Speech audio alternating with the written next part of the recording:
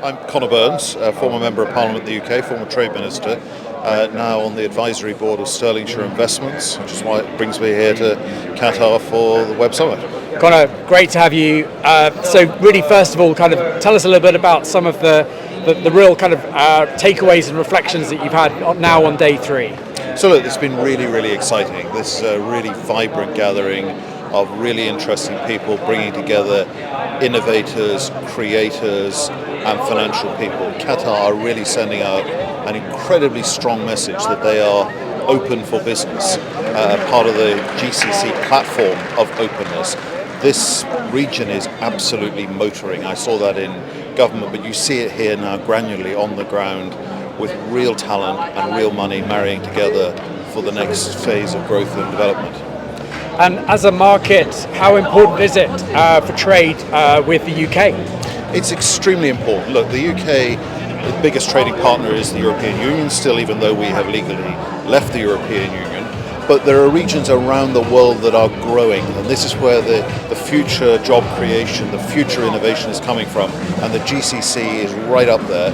And Qatar is saying, they're trying to catch up with Saudi, they're trying to catch up with Dubai and Abu Dhabi. They're really saying, look, we're in the game too. And they're chasing growth, they're chasing innovation, and crucially, they're putting hard cash behind that judgment. And as you've been talking to startups, as you've been talking to investors, as you've been talking to the government here, what have you been really impressed by? What have you been inspired by? The willingness, the readiness to actually deploy capital to good ideas. So I'm here with a New York financial services startup, Stirlingshire, who are trying to put the consumer and the financial advisor, marrying them together in the interests of each other rather than these large financial institutions that are skimming off money from investors, from consumers deploying capital.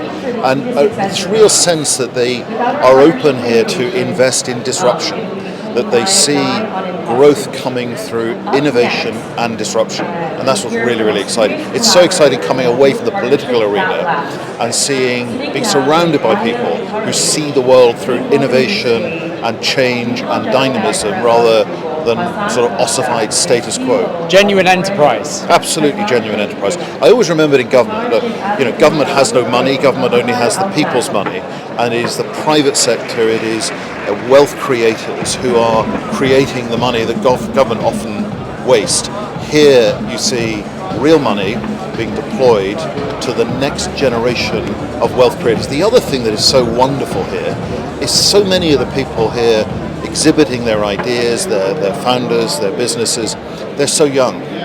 They really, really are optimistic for the future. And when you look at the news, there isn't an awful lot to be optimistic about right now, but these guys still think the best days lie ahead. That's really exciting. A real sense of ambition and vision here. Absolutely. And it ties in, often you see countries competing with each other.